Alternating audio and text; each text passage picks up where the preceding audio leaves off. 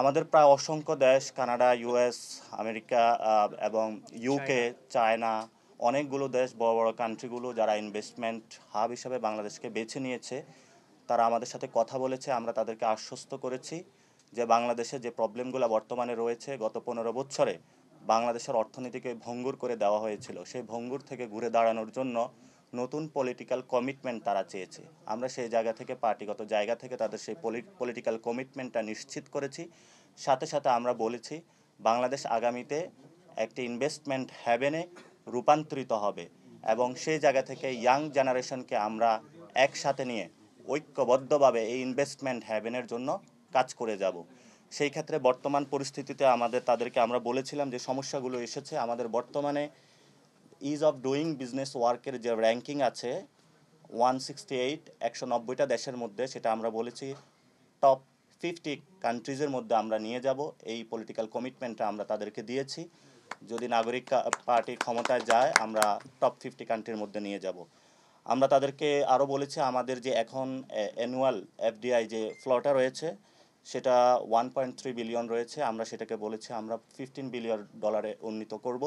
এবং যদি জনগণ আমাদেরকে সুযোগ দেয়, এবং বিশ্ববাসীর কাছে আমরা এই কমিটমেন্টটা দিয়েছিলাম, বাংলাদেশকে যদি আমরা ওই জায়গায় নিয়ে যেতে চাই যার মাধ্যমে বাংলাদেশ একটি শক্তিশালী রাষ্ট্রে রূপান্তরিত হবে।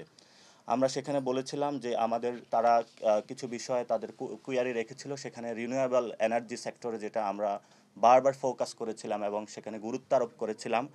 আমাদের বর্তমানে যে 2.88% যে রিনিউয়েবল এনার্জি কন্ট্রিবিউশন রয়েছে, সেটাকে আমরা 30% রূপান্তরিত করার জন্য সরকার এবং তাদেরকে কমিটমেন্টের একটা জায়গায় আমরা দিয়েছি।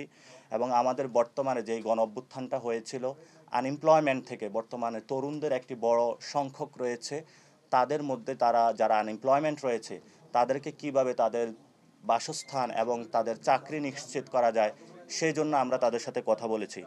বর্তমানে আমাদের 4.49 যে আনএমপ্লয়মেন্ট রয়েছে, সেটাকে আমরা 5% রিডিউস করার জন্য কথা বলেছি। অর্থাৎ আমরা এটাকে একদমই যতটুকু পারি ততটুকু রিডিউস নিয়ে আসবো, এবং সেখানে হলো আনএমপ্লয়মেন্টের যাতে কোনো সুযোগ না থাকে, সবাই যাতে চাকরি, ঘরে ঘরে চাকরি নিশ্চিত করা যায়। তো সেই সেক্টরগুলো আমরা তাদেরকে দেখানোর চেষ্টা করেছি যে আমরা কোন কোন সেক্টরে ফোকাস করে কাজ করব। আমরা তাদেরকে বলেছিলাম যে গ্রিন এবং হাইটেক যে আমাদের এনভায়রনমেন্ট গ্রোথের মধ্যে আমরা কাজ করব। সেখানে আমরা বলেছিলাম যে অ্যাগ্রোটেক যে আমাদের একটা পসিবিলিটি যে জায়গা রয়েছে, সেখানে আমরা কাজ করতে পারি একসাথে। আমরা সেখানে রিনিউয়েবল এনার্জিতে কাজ করতে পারি, আমাদের হেলথ কেয়ার সেক্টর রয়েছে সেখানে কাজ করতে পারি, আমাদের লাইট ইঞ্জিনিয়ারিং যে একটা সেক্টর রয়েছে, কারণ আমরা জানি যে আমাদের একটি অ্যাগ্রো রিলেটেড একটা কান্ট্রি। তো আমরা কীভাবে এই অ্যাগ্রোকে ট্যাকে রূপান্তরিত করতে পারি, সেখানে এআই কীভাবে আমরা অ্যাকোমোডেট করতে পারি, সে বিষয়ে আমরা কথা বলেছি। এবং আমরা এখানে একটা ম্যানুফ্যাকচারিং হাব কীভাবে পুরো বিশ্বের একটা ম্যানুফ্যাকচারিং হাব বানানো যায়, সে বিষয়ে তাদেরকে কথা বলেছি। এবং আমরা তাদেরকে কমিটমেন্টের জায়গা বলেছি যে ইনভেস্টমেন্ট হ্যাভেন যে যখন রূপান্তরিত হবে, সেখানে সাথে সাথে অটোমোবাইল যে ইন্ডাস্ট্রি রয়েছে পুরো বিশ্বে যেভাবে এটা গ্রো আপ করছে, সেখানে ইভি ইন্ডাস্ট্রি যেটা রয়েছে, সেটাতে কীভাবে বাংলাদেশকে একটি নতুন সোর্সিংয়ের জায়গা নিয়ে আসা যায়, সে বিষয়ে আমরা তাদের সাথে কথা বলেছি। আমাদের বড় একটি শক্তির জায়গা রয়েছে ব্লু ইকোনমি। ব্লু ইকোনমি কীভাবে আমরা নতুন একটি শক্তিতে রূপান্তর করতে পারি, সে বিষয়ে তাদেরকে কথা বলেছে। এইটিজের দশক থেকে আমাদের দুইটি সেক্টরে কিন্তু আমাদের অর্থনৈতিক সীমাবদ্ধতা রয়েছে। একটি হলো আমাদের রেমিটেন্স আসতেছে এখন গার্মেন্টস সেক্টরে রয়েছে, কিন্তু ভবিষ্যতে ডাইভার্সিফিকেশনে গিয়ে কিভাবে একটি ইনভেস্টমেন্ট হ্যাভেনের জায়গায় ম্যানুফ্যাকচারিং হাব তৈরি করতে যায়, এবং নতুন নতুন বিশ্বে কিন্তু আমাদের বড় একটি জেনারেশন রয়েছে যাদেরকে আমরা সার্ভিস ওরিয়েন্টেড যে ইন্ডাস্ট্রিগুলো রয়েছে সেগুলোতে আমরা ফোকাস করে কাজ করতে পারি, সেই বিষয়গুলো আমরা তাদেরকে আশ্বস্ত করেছি। এবং আমরা তারা যে বিষয়গুলো চ্যালেঞ্জ আকারে নিয়ে আসছে, তারা বলেছে বর্তমান অতীতে যে 15 ইয়ার্স বা বাংলাদেশের গত 53 বছরে তারা কোথাও কাজ করতে গিয়ে ঘুষের সম্মুখীন হয়েছে, তারা স্ট্রিক্ট রুলস অ্যান্ড রেগুলেশনের জায়গায় সম্মুখীন হয়েছে। আমরা তাদেরকে আশ্বস্ত করেছি যে এনসিপি যদি গভর্নমেন্টে আসা, আমরা ওয়ান স্টপ সলিউশনে যাব, সেখানে আমরা তাদের নিরাপত্তা বা সিকিউরিটি নিশ্চিত করব। এবং সেখানে যে বর্তমানে যে অনেক কঠিন কঠিন বিধান রয়েছে, এক ব্যুরোক্রেসির যে আমলাতান্ত্রিক যে জটিলতা রয়েছে, ইয়াং জেনারেশন তাদেরকে সেই জায়গাতে সহযোগিতা করবে, যাদের তাদের ব্যবসা বান্ধব একটি স্বনির্ভর বাংলাদেশ গড়ে ওঠে। এটা যদি করতে পারি তাহলে আমি মনে করি 71-এ সেই মুক্তিযুদ্ধ আমাদের সফল হবে। এটা যদি করতে পারি 90-এর সেই আমাদের গণ অভ্যুত্থান সফল হবে। এটা যদি আমরা করতে পারি 24-এর যারা শহীদ হয়েছিল, যারা আহত হয়েছিল, তাদের সেই অঙ্গহানি এবং রক্তের দাম আমরা উঠাতে পারবো। এখন আপনারা জানেন বিশ্ব মঞ্চে বর্তমান গ্লোবাল যে অর্ডারটা রয়েছে সেটা নতুন একটি বৈশ্বিক অর্থনৈতিক জায়গায় সূচিত হচ্ছে। সেখানে আগের যে জায়গা ছিল পারমাণবিক জায়গায় সবার শক্তি প্রদর্শন করতে, এখন নতুন একটি গ্লোবাল অর্ডার হচ্ছে। সেখানে আমরা চাচ্ছি বাংলাদেশকে নতুন একটি স্টেজে নিয়ে যেতে, এবং বাংলাদেশে সেই জায়গাটা আছে। এই আশা থেকেই কিন্তু বর্তমান সরকারও কাজ করে যাচ্ছে। আমরা সরকারের কাছেও কমিটমেন্ট দিয়েছি যে আমরা এই সরকার যতদিন কাজ করবে তাদেরকে সহযোগিতার জায়গায় রাখবো অর্থনৈতিক উন্নয়নের জন্য। কারণ আমরা দেখেছি যারা শহীদদের ডেটা ভ্যালুয়েশন করে আমরা দেখেছি অধিকাংশ মানুষ ছিল মার্জিনালাইজ পিপল, যাদের খাবার দাবার এবং বাজার করতে সমস্যা, টাকা নাই পয়সা নাই হাতে। তাদেরকে কিভাবে স্বনির্ভর করা যায়, যারা রাস্তার পাশে ভিক্ষুক হয়ে শুয়ে থাকে, আমরা তাদেরকে কিভাবে স্বনির্ভর করে একটি স্বনির্ভর বাংলাদেশের দিকে সামনে এগোতে পারি।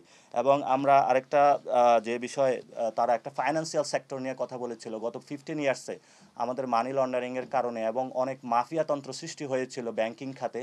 তারা ব্যাংকের টাকা নিয়ে ব্যবসায়িক কাজে ব্যবহার না করে নিজেদের আয়েশ এবং ভোগ বিত্তের জন্য বিদেশে তারা পাচার করেছিল।